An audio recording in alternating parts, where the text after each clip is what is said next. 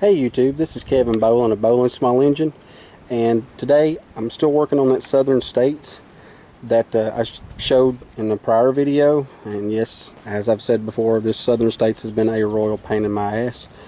The belts were almost impossible to find for it. When you look the model number up, as I mentioned earlier in my other video, it's almost impossible to find the right belt for it. I went to several shops, and as I said, if you have this model number, when you look it up, the S019, okay, will show up, but the 5 won't. There'll be an H42LT, and when you look it up by that number, of course the belts are wrong for it. So I like to never found the numbers for the belts, but luckily enough I did. But what I'm wanting to focus on today is what you'll find underneath the blower housings.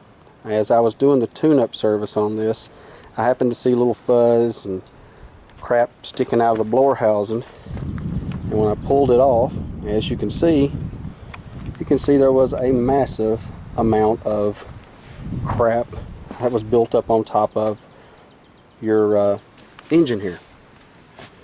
I'm going to try to zoom out, but why you should always clean out from underneath the blower housings every season will become very evident once I pull this back.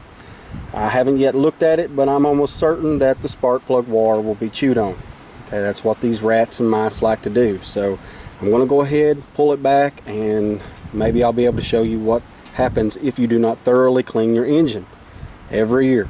Okay, it looks like this has actually been there for a while. Some of it was a little stale in the bottom. I think this guy's actually had this in there for quite a while. But this is why it's important. Perfect. That's perfect. That's exactly what I was hoping to show you guys. See that? Look at this, guys. The armature lead wire is chewed all the way almost through. And that's going to cause that engine to spark, just act crazy, okay? And you really don't want that. You risk a lot of things. You can risk tearing up the engine by doing that. About the only fix for this at this point would be to either buy a new coil or try to tape up this wire, which is not something I recommend, but I know the guy that has this, and he's already spent $125 on new tires, as you can see, belts, the service parts, and I don't think he's going to go for it. But regardless, if it was mine, I certainly would. I just put a new coil on it because I know what's going to happen. The coil eventually is going to get weak, if it isn't already weak from him running it in years past. But hey, you know, I don't control his pocketbook, so, or billfold, shall we say. But that's just something to look for on these engines. I've mentioned it on Cub Cadets. I think I done a video once on a push mower that actually had the mice building on the underneath side of the blower housing and causing troubles like this. But this is just a really good example of why you should check underneath the blower housings, because you never know what kind of damages those little mice have done. And as I say, I don't think that this is just a 1-year occurrence. As you can see, there's just too much of it.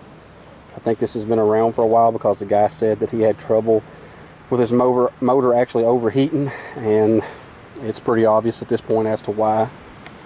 But regardless, I took care of the problem for him, and I figured it would be a perfect opportunity for YouTube to see just what you will encounter if you do not thoroughly clean your engines every year. Cannot stress that enough. Make sure that you clean your engines every year underneath the blower housings. You'd be amazed. The mice can do a lot of damage in a year's time. At this point, I'm going to go ahead and end the video. I hope this helps everyone else out there.